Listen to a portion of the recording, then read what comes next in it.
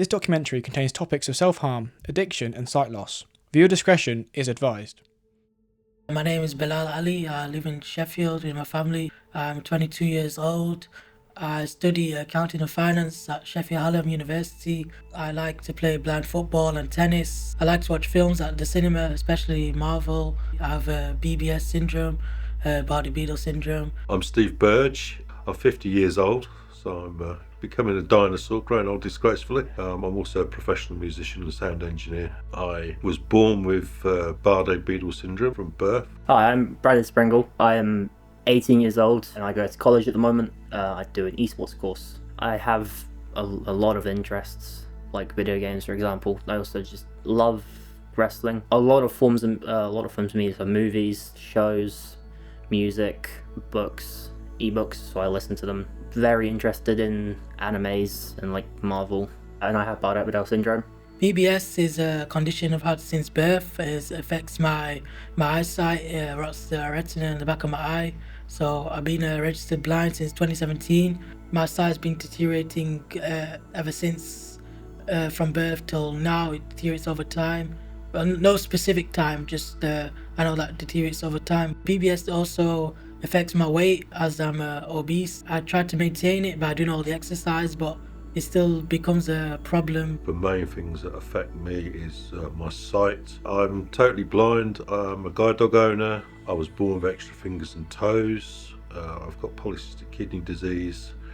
I've got musculoskeletal problems. I've also had problems with learning certain things over the years, slightly kind of developmental stuff, which is very subtle in my opinion, but it has kind of played its part with things during my education, during my kind of younger years. I think having BBS now in my 50s is very different to when I had it in my 20s. I've got a lot more muscular problems and dental problems now, and medically spend a lot of time at hospital seeing different consultants. With BBS, it affects my vision massively, as I have something called retinitis pigmentosa. My right eye is very poor and I have less than 10% vision in it, and therefore my left eye has to work a lot more than it should do.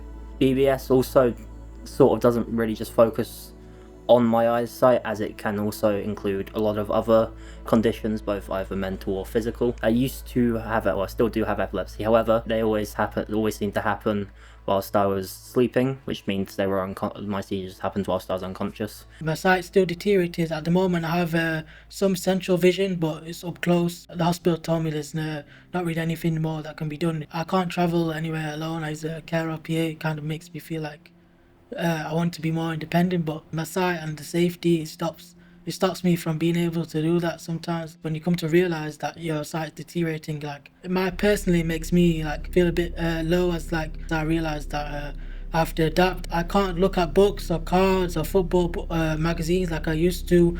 Now I have to use audio. A lot of my life, or even like from my early school years, I wasn't able to come to terms with my sight deteriorating, so I kept refusing to use the long cane time and time again. In the long run, I realised that I shouldn't think about what other people think, or I shouldn't let the bad thoughts come to my mind. But when I was in school, I wasn't using my cane at all until at least like year 10 or year 11. My guide dog Lenny, who's just turned 2, we've been together since August of last year.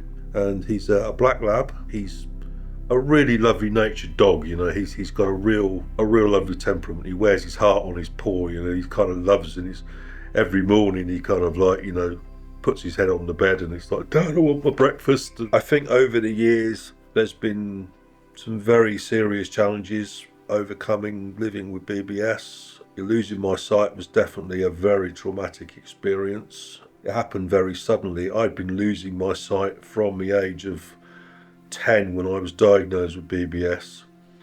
At the age of 20, I lost the rest of my remaining sight overnight, very suddenly. And I was under the impression, that I would lose my sight at some point, but maybe it would happen later, or it wouldn't happen I wouldn't lose as much sight. So when it happened very, very suddenly. I went and lived with my mum for a while, I had to learn to do all those kind of things again. You know, I learned to make a cup of tea. I got into learning mobility and getting out and doing stuff again. And then that was also kind of coincided with, I suppose this is quite a difficult thing to talk about, but I'm happy to talk about it. I've suffered with mental health issues most of my life due to the complications of dealing with that from a health point of view. That led to two main addictions. One was self-harming, cutting, and the other one was alcoholism. I wasn't just drinking to enjoy myself, I was drinking to oblivion on a daily basis. And I think at some point you cross this kind of path where you're no longer drinking for the enjoyment of it, you're actually drinking for the ability to cope, to manage your life. And you know, I ended up moving down here where I live now, Western-super-Mare. I went to residential treatment for 8 months. I also had the chance to actually really look at, where does Steve start and BBS stop? And that was very nearly 7 years ago, and I haven't had a drink since. You know, I'm nearly 7 years in recovery. My eyesight does give me a lot of limitations. So for example, getting a job, a lot of people, that probably seems incredibly simple. However, for someone like me with BBS, it's very, very difficult, as there's a lot of procedures that have to be put in place for them to consider then offering me a job. College, I'd say, so luckily, I have great teachers and great learning support mentors or TAs that are very accommodating. I do have a cane which I use to move around in areas that I may need it. I feel like it's very important for me to share my story. It's the reason why I came to do this project here today. There are many other blind people out there that are going through what I'm going through, whether they have BBS or not. Also, like, there's a lot of blind people out there that are struggling more than what I am right now. And obviously, it's always in life, you always have to look at the people below you, not the people above you. So like, sometimes you get those sort of people that either like you see with a cane, or like you see when you're in busy places, like some people don't help, or some people don't move out the way, or even some people just like, you see you with a cane in your hand and they still question you, are you actually blind? And yeah, so it's like, I feel like you just need to people need to be educated about blindness, whether it's BBS or not, on the highest level. Even though guide dogs are amazing animals, you know, there's still a lot of ignorance, discrimination towards guide dog owners, you know, and I've experienced that on many levels with every dog I've had. In fact, only even a couple of weeks ago I was refused by a taxi driver here in Western-super-Mare. I personally think it's about time in this country. It's not that disabled people are entitled to anything more than able-bodied people, but I do think there is a serious lack of accessibility to all disabilities, including visual impairment. And I think, you know, we're in 2025, you know, we can put kind of tourists into space, we can do all this stuff. I think actually it's about time we had a little bit more compassion and understanding around all disabilities, and, you know, some of the challenges that people face with that, you know, not being able to get about as easily. And I think this is something where, you know, the more of us who go out there and live our lives to the full, whether that's visually impaired with BBS or just visually impaired, I think we show an example of how people can live life to the full. And I think that will promote change, it will promote more equality and greater accessibility in the future. I think the misconceptions of BBS are very interesting because they're very subtle. The number of people that still today know about BBS, I still think, is quite in the minority. But, you know, every hospital appointment I go to, I'm having to continually educate people and make them aware of the syndrome and the kind of symptoms. But I think that is becoming less and less. You know, the people that I interact with from a medical point of view, who maybe don't know about BBS but have at least heard about it, I think is increasing. And I think that's down to the hard work of the BBS clinics, the BBS charity, which I was very proud to be involved with for a number of years, bringing that kind of knowledge to the forefront of the medical community. I think when it comes to any form of representation of anything that is along the lines of a medical condition or disability, there are both good sides of the representation in media, and then there's also the bad sides of the representation in media. So the good sides probably is where the people creating the media actually know what they're talking about and understand how people with visual impairment live on a day-to-day basis, whereas the bad side of the representation is film-wise or TV show-wise. The people creating it might just or the person creating it might just look at the idea and go, this is a way of making money, but also showing the fact that we care to a diverse community. People can ignore you, or it could be just a lack of understanding. So the more confident I got in speaking, the more friendships I had, and also I made the friendships with a lot of blind people through the sports that I play. Obviously, when I come to speaking, when I was during school, I didn't speak much in classes, or even when I went to any doctor's appointment, if the doctor said how you feeling or what's wrong, my answer would only be yes, no, or okay. And then my mum would have to speak. But now I've come to a stage where I can speak in university, at work, and in the conferences. So yeah, I'm kind of appreciative that I was able to build confidence through all the work stuff that I've done, and I was able to speak on the radio, BBC Sheffield, about my experiences and how I've adapted to uni life. And so I like to help others. So I feel like if I share my story, then other people can relate. I did share my story at the BBS conference online in 2024, and that had a major amount of good feedback and comments. So yeah, it does make an impact on everyone's life. Still doing my placement this year. I finished in June. Then from there, I want to progress in my studies and in my work, and I want to work for a bigger firm, and I want to be able to achieve more. I'm still not. Obviously, I've achieved a lot in life in the past few years, but I'm still not. I was kind of still getting started. I'm not kind of finished. So I went to my first conference in 1997. The very first conference I went to, I was asked to go onto the committee. And from then I was very involved with BBS on and off up until 2016. I think it's not about what I've done or been involved with. I think the fact is that BBS is an amazing charity. I've always felt very much it's like a family. You know, I'd quite happily sit up with someone till 5 o'clock in the morning talking with them and just let them talk. You know, that was, and I just felt if I can show someone that actually, you know, I've got a guide dog, I've got good quality of life, I'm living independently,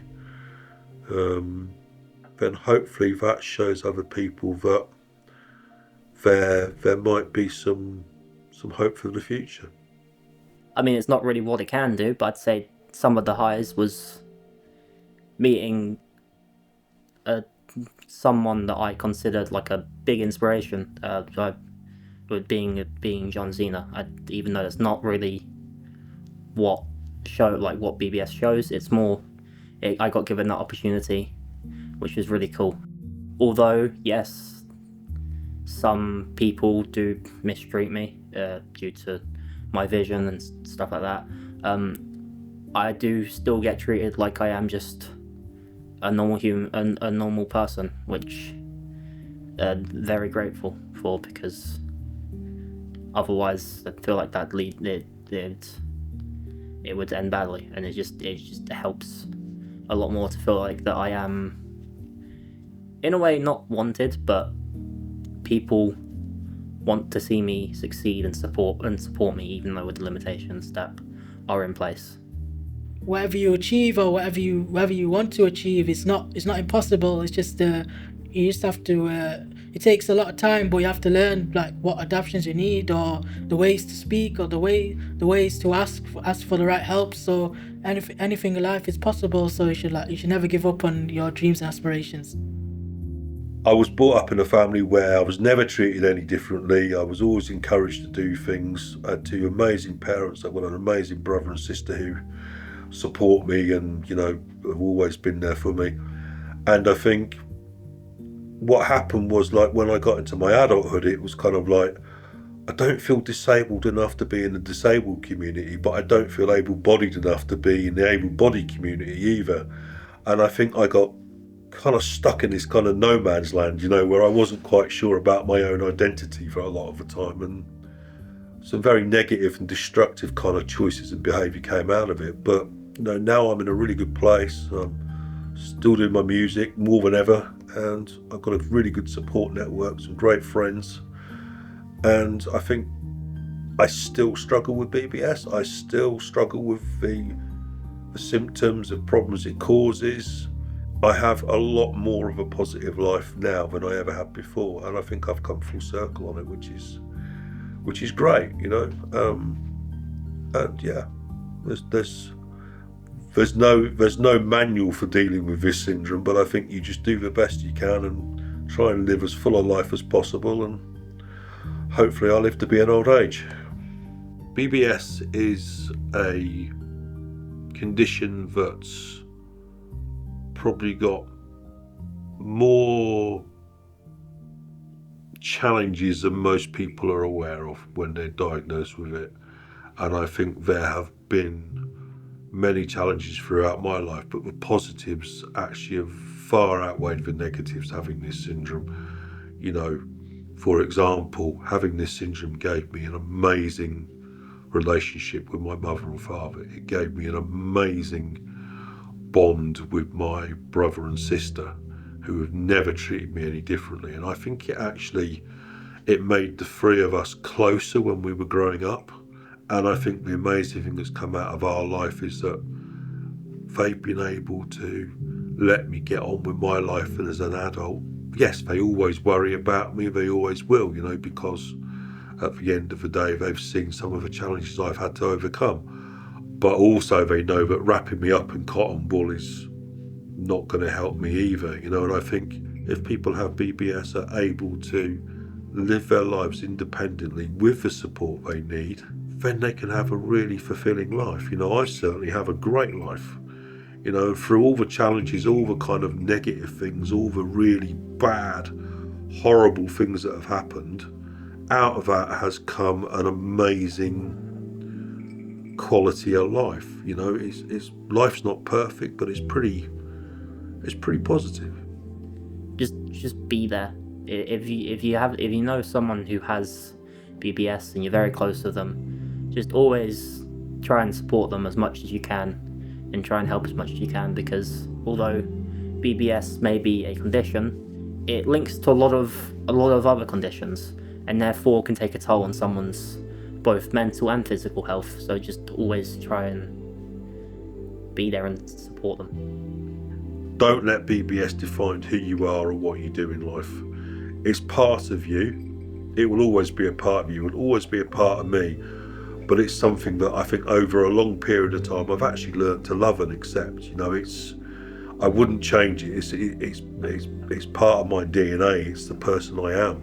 The more people with BBS who talk to each other, support each other, help each other, get that awareness out there in the medical industry, one day I'm sure they'll find a cure for this syndrome, or at least a much better way of managing it.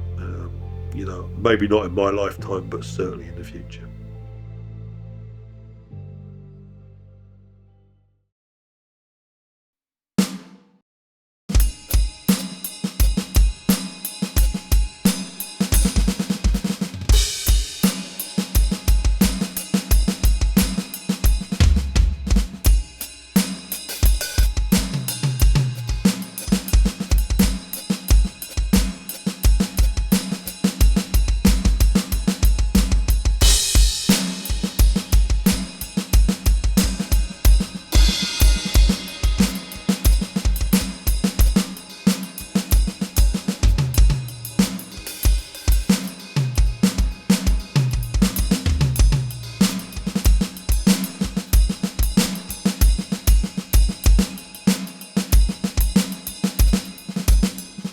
Support the charity at www.bbsuk.org.uk.